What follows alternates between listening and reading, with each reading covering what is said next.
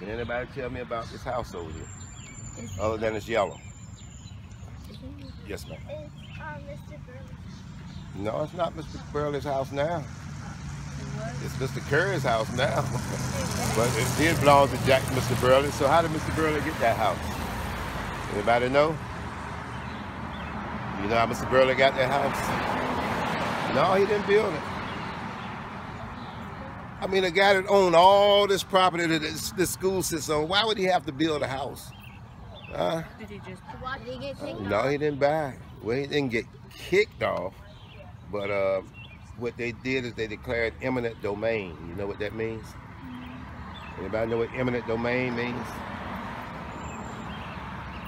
Anybody know what that means? Come on, Mosby, tell me what eminent domain means.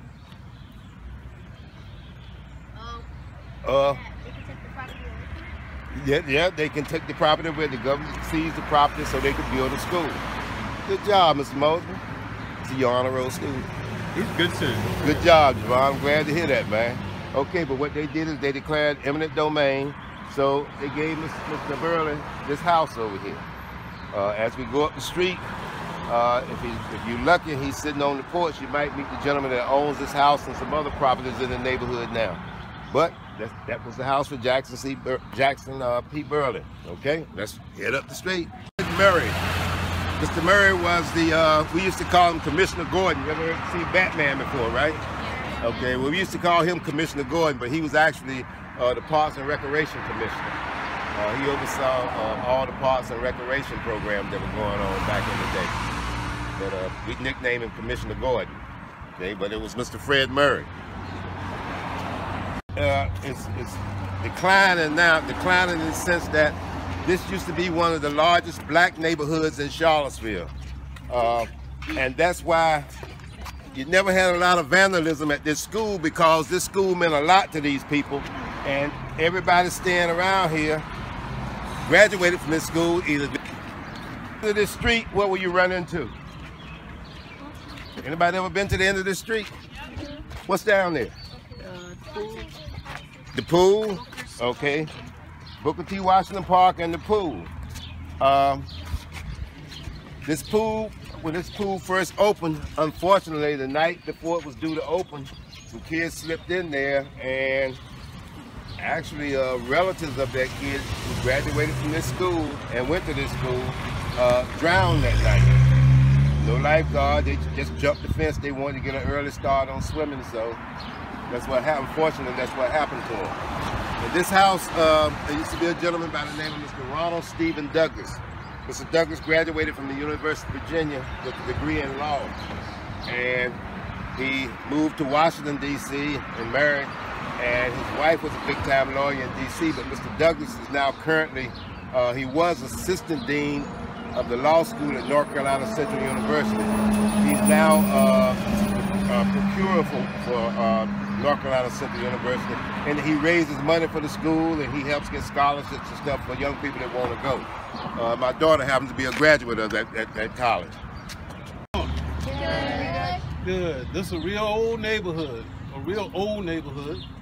I used to own a house over there, and you got a lot of people that made sure this neighborhood stay like it is right now and continue to improve.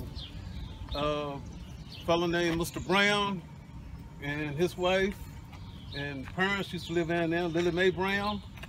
They're the ones that's on some of the boards and some of the committees that help to make this area improve. You see the bike lanes, you see the widening of the street. They had a lot to do with a whole lot of that stuff that went on around here. And that school right there was an all-black school, Jackson P. Burley, which you probably already know. I'm sure you've already talked to him about that. So, and one of the most famous bands around here in Charlottesville came from that school. If people wanted to hear a band, anytime there was a parade or anything like that, if that school was playing, the streets was loaded. They wanted to hear that band. Do you have any questions? Tell me about what you used to do at the rec center. Oh, the rec center. I used to be in charge of parks and recreation centers. Namby Pro Recreation Center down the hill that has the indoor pool. They have games upstairs, a swimming pool downstairs that you can play. And it has other recreation centers and parks around in this area too that you can walk to, like Washington Park, I'm sure you are familiar with, which that pool has been upgraded several times. The pool down here, Namby. Taught in city schools for over 40 some odd years. She's retired now, still vibrant and still living. You ever notice that plaque? It's right there on the wall. You need to look at it if you don't, because that's one of the most intelligent black women that ever was raised in Charlottesville, Virginia. She used to live right over here in Needham Park, upstairs. She's a good lady. She headed several national programs. She was also chairman of the Charlottesville City School Board. She visited this school, I think the same year that she died, just to do a program for Burley. She became crippled later on in her life, and she had to use a wheelchair, but with nothing wrong with her mind. Nothing. Not a thing wrong with her mind. Lives here. His name is Mr. Pete Curry. He's one of the most accomplished musicians that ever grew up in Charlottesville. And I'll tell you about another one when we head back. But bless you. But Mr. Curry owns a lot of property now. He used to have his own band. And up on the corner of Preston Avenue, there used to be a cafe and a pool room and a barbershop. And Mr. Curry owned a club underneath all of this called the Pink Panther. And that's where adults used to go and have a good time. Y'all couldn't go. Doctor resided. This used to be the home of Dr. Brown. Dr. Brown used to live, this was a brick dwelling, they covered the siding up. But Dr. Brown used to live here, and he was the local doctor in the neighborhood. People didn't have to go far to see the doctor. He was a general practitioner and a good one, okay? Now, a Vietnam veteran lives here. One of the best golfers who just happened to be black, Mr. William Lloyd, stayed in this White House over here. Mr. Lloyd played a lot of golf, and he used to teach a lot of people how to play golf. He had two sons that played sports for Charlottesville High School, but you could always see him. That was his hang right there on that wall. He would always sit there. He used to sit on that wall right up until the day he died. He was a good man. We used to call him Spider because he was about 6'1" and real tall and skinny, but he could play golf. Businesses on the corner down there where the bakery is, that used to be Rose Hill Market. And that got moved. It got moved from downtown to here. And then it got moved. The owner bought this building over here. And he owns this building. He still runs the market. But this used to be the hub of this community. It's a heating and air place now. If I say it used to be the hub of this community, what do you think it was? Yes. Right, but what kind of business was in there? Can you guess? Fellas, take a guess. What kind of business do you think was in this building? Come on, guys. Watch this. Who said that?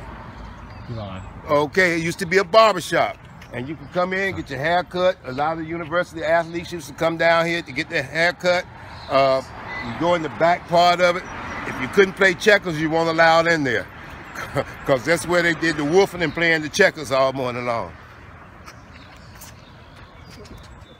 Here now owns this, Mr. George Swingler. Mr. Swingler was also a bailiff in Juvenile and Domestic Relations Court. You know what that means, don't you? Huh? You don't know what that means? Well, when you had to go to juvenile court, and he was the person that was the judge's right-hand man. Let me see if I can raise him in here.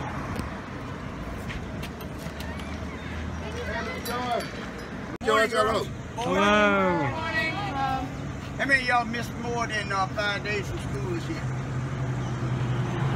One? Not too many.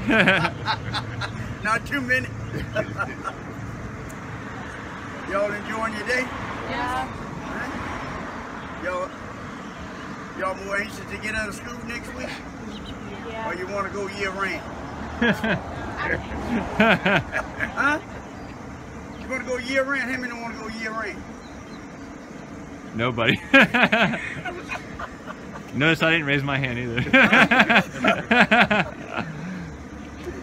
Dad was one of the most famous musicians that ever came or lived in Charlottesville, Virginia. His name was 88 Keys Wilson. That was his nickname. And why do you think they call him 88 Keys?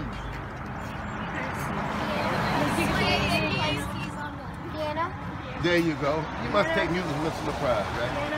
Okay, well, I'm putting in a good word for you with Mr. LaPride. I'm going to tell him you knew what 88 keys meant. Mr. Wilson used to stay down Henry Avenue, right on the other side of the overpass. And he played at all kinds of important functions. He played for all kinds of important dignitaries. And he also played in every big-time club or event that was in Charlottesville when he was living. He just passed earlier this year. Anybody know Kanye Smith? Yeah. That's his granddad. Down where the telephone poles are way down on the end. On the other side of that overpass is Mr. 88 Keys' home. It's still in the family. The family still owns the home.